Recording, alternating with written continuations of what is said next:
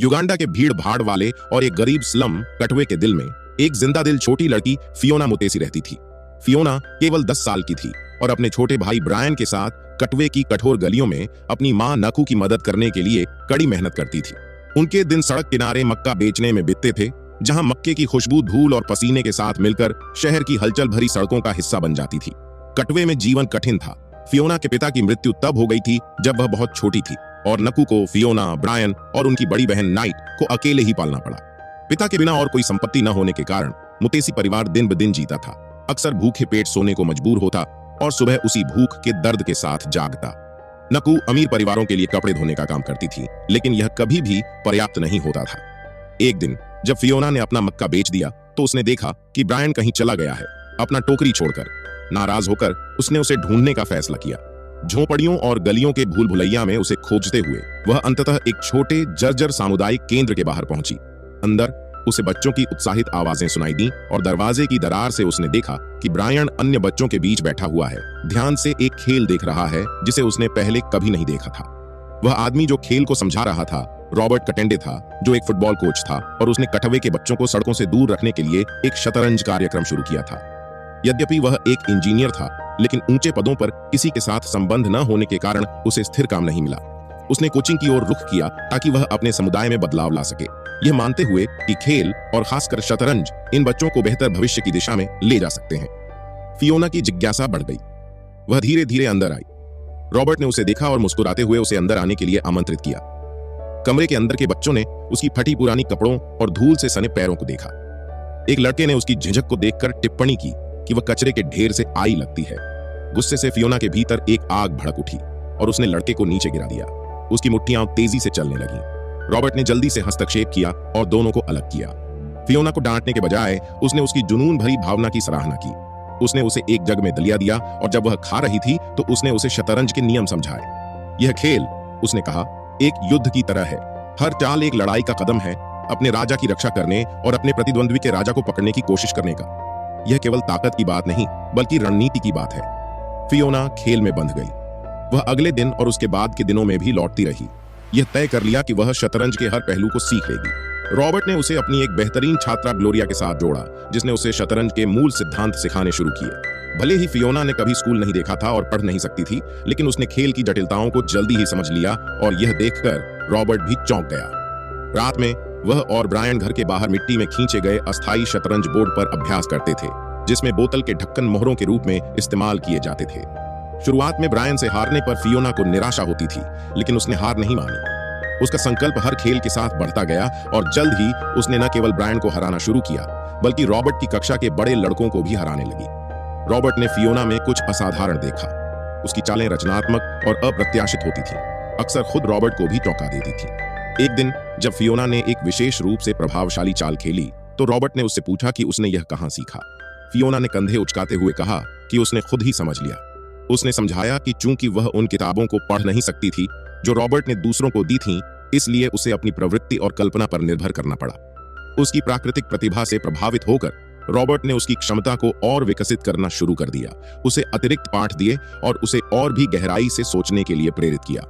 Fiona का आत्मविश्वास बढ़ता गया और जल्द ही बाकी बच्चों को यह जानने की इच्छा होने लगी कि कब उन्हें कंपाला के अमीर हिस्सों के खिलाड़ियों के खिलाफ प्रतिस्पर्धा करने का मौका मिलेगा।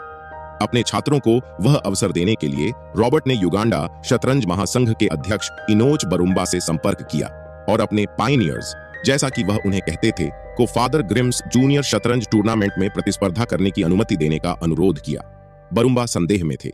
यह टूर्नामेंट अपने सम्मानित अच्छे कपड़े पहने हुए प्रतिभागियों के लिए जाना जाता था, जो प्रतिष्ठित स्कूलों से आते थे, न कि उन झुग्गी के बच्चों के लिए जिन्होंने कभी स्कूल की शक्ल भी नहीं देखी थी। लेकिन रॉबर्ट ने हार नहीं मानी। उसने वादा किया कि वह पंजीकरण शुल्क का भुगतान करेगा और बरुम्बा को आश्वासन दिया कि उसके छात्र सर्वोच्च अनुशासन के साथ व्यवहार करेंगे। शुल्क को कवर करने के लिए रॉबर्ट ने अतिरिक्त काम लिए, यहाँ तक कि एक स्थानीय फुटबॉल मैच में भी खेला, जहां जीतने की राशि पायनियर्स का पंजीकरण कराने के लिए बस पर्याप्त थी। उसकी पत्नी होप चिंतित थी। वह जानती थी कि शतरंज उसके लिए इतना महत्वपूर्ण था, लेकिन वह उनकी वित्तीय स्थिति और उसके प्रयासों का उस पर पड़ने वाले प्रभाव के बारे में भी चिंतित थी। इस बीच नकू ने सुना कि एक अजीब आदमी उसके बच्चों का उपयोग किसी प्रकार के जुए के लिए कर रहा है। अपनी सुरक्षा को लेकर डरते हुए उसने एक दिन फियोना का पीछा किया और उसे सामुदायिक केंद्र में पाया, जहां वह शतरंज के खेल में पूरी तरह से डूबी हुई थी।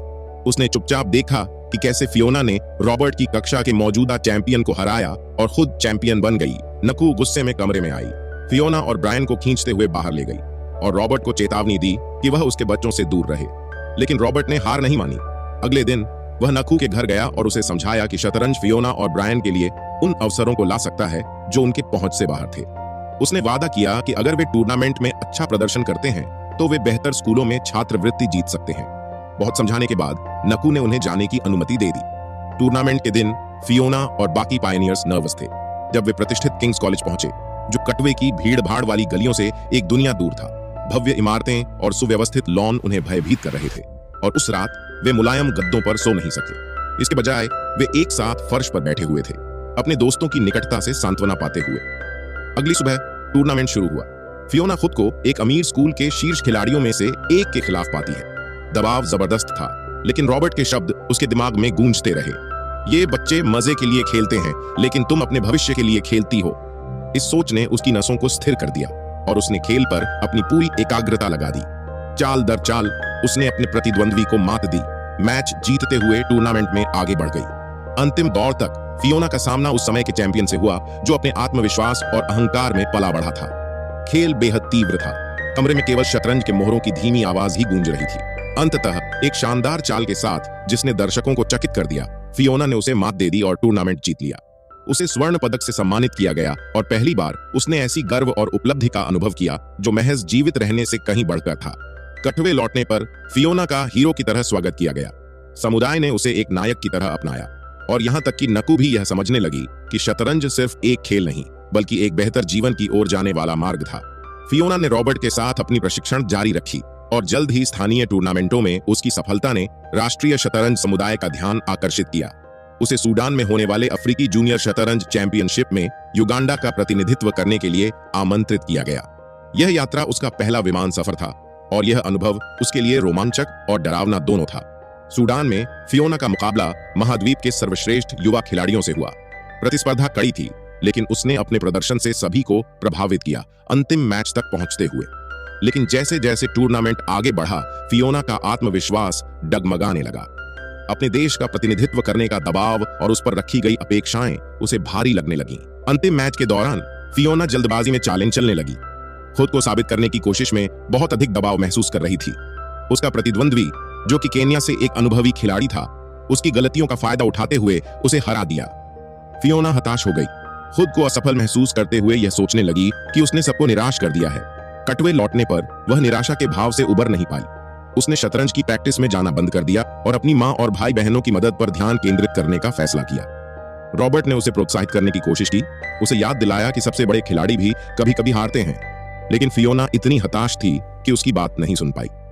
फिर एक दिन कटवे में भारी तूफान आया। फियोना के परिवार का घर, जो पहले से ही खराब हालत में था, बाढ़ से भर गया। उसके छोटे भाई रिचर्ड को बाढ़ में बहने से बचाया गया और परिवार को घर खाली करना पड़ा। इस आपदा ने फियोना को झकझोर दिया, यह याद दिलाते हुए कि उनकी स्लम में जिंदगी कितनी नाजुक थी। गरीबी और अनिश्चितता के चक्र से बचने के लिए फियोना ने रॉबर्ट से संपर्क किया और कुछ समय के लिए उसके साथ रहने की अनुमति मांगी। रॉबर्ट और होप ने उसे अपने घर में स्वागत किया और धीरे धीरे फियोना ने अपना आत्मविश्वास फिर से प्राप्त किया। उसने अपने शतरंज के प्रशिक्षण में लौटकर नई दृढ़ता के साथ तैयारी शुरू की। भविष्य की चुनौतियों का सामना करने के लिए तैयार थी। जैसे जैसे फियोना ने और टूर्नामेंट जीते, उसकी ख्याति बढ़ती गई और उसके साथ ही नए अवसर भी। उसे युगांडा नेशनल शतरंज चैंपियनशिप में भाग लेने के लिए आमंत्रित किया गया, जहां उसे देश के सर्वश्रेष्ठ खिलाड़ियों का सामना करना था। यह उसके लिए खुद को साबित करने का मौका था, न केवल दूसरों के लिए बल्कि खुद के लिए भी। चैंपियनशिप के दिन फियोना अंतिम दौर में एक दृढ़ संकल्प के साथ उतरी। उसकी प्रतिद्वंद्वी क्रिस्टीन नमागांडा थी, जो एक अनुभवी खिलाड़ी थी और कई वर्षों का अनुभव रखती थी। फियोना की मां और पायनियर्स के बच्चे भी उसे समर्थन देने के लिए वहां मौजूद थे। जल्द ही मैच शुरू हुआ और फियोना और क्रिस्टीन ने अपनी पहली चालें चली। शुरुआत में क्रिस्टीन की चालों से फियोना थोड़ा भ्रमित हो गई, लेकिन जब रॉबर्ट ने उसे आत्मविश्वास दिया तो उसने अपने आप को संभाला और खेल में वापस आई।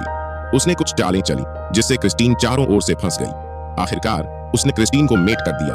दर्शकों के बीच खामोशी छा गई, फिर तालियों की गूंज उठी। फियोना ने युगांडा नेशनल शतरंज चैंपियनशिप जीत ली थी। उसने अपनी आंखों में आंसू लिए हुए ट्रॉफी को उठाया। यह पल उसके जीवन का सबसे बड़ा क्षण था और वह जानती थी कि यह सिर्फ उसकी जीत नहीं थी, बल्कि कटवे के हर उस बच्चे की जीत थी जो खुद को एक बेहतर जीवन की उम्मीद में देखता था। यह जीत न केवल फियोना के लिए बल्कि पूरे युगांडा के लिए भी महत्वपूर्ण थी। मीडिया में उसकी कहानी छा गई। लोगों ने एक गरीब स्लम से आने वाली लड़की की प्रेरक कहानी को सुना और देखा कि कैसे उसने अपनी मेहनत और दृढ़ता से सभी बाधाओं को पार किया। जल्द ही अंतरराष्ट्रीय शतरंज समुदाय ने भी उसकी प्रतिभा को मान्यता दी और उसे दुनिया के विभिन्न हिस्सों में होने वाले टूर्नामेंट्स में भाग लेने के लिए निमंत्रण मिलने लगे। फियोना ने अपने शतरंज के सफर को जारी रखा, हर टूर्नामेंट में नए अनुभव और ज्ञान हासिल करते हुए वह धीरे धीरे एक अंतरराष्ट्रीय खिलाड़ी बन गई और उसके साथ साथ कटवे और युगांडा का नाम भी शतरंज की दुनिया में चमकने लगा। उसने न केवल कई और टूर्नामेंट्स जीते बल्कि उसने अपने समुदाय के लिए भी काम करना शुरू किया। वह अपनी सफलता को अपने साथी पायनियर्स और कटवे के अन्य बच्चों के साथ बांटना चाहती थी ताकि वे भी उस उम्मीद और सपनों को जी सकें जो उसने देखा था। फियोना ने एक दिन कटवे में एक शतरंज अकादमी की स्थापना की जहां उसने अपने जैसे बच्चों को शतरंज सिखाने का काम शुरू किया। उसकी अकादमी जल्द ही मशहूर हो गई और वहां से कई नए शतरंज खिलाड़ी निकले जो युगांडा का नाम रोशन करने लगे। नकू भी अपनी बेटी की सफलता देखकर गर्व से भर उठी और उसने समझ लिया कि फियोना ने जो रास्ता चुना था वह सही था। फियोना मुतेसी की कहानी केवल एक शतरंज खिलाड़ी की कहानी नहीं है, यह एक ऐसी लड़की की कहानी है जिसने अपनी कठिनाइयों का सामना किया, खुद पर विश्वास किया और दुनिया को दिखा दिया कि कुछ भी असंभव नहीं है। वह कटवे से निकलकर दुनिया भर में मशहूर हुई और उसकी यात्रा ने साबित कर दिया कि अगर सपने सच्चे हों और दृढ़ता हो तो किसी भी बाधा को पार किया जा सकता है। इस तरह कटवे की शतरंज क्वीन की कहानी ने दुनिया भर के लोगों को प्रेरित किया और यह संदेश दिया कि हमारे सपनों की कोई सीमा नहीं है, बस हमें उन्हें पूरा करने का साहस चाहिए। तो दोस्तों, अगर ये कहानी आपको पसंद आई होगी तो प्लीज आप हमारे चैनल को सब्सक्राइब करके हमें सपोर्ट करें। तो मिलते हैं अगली वीडियो पर, तब तक के लिए धन्यवाद।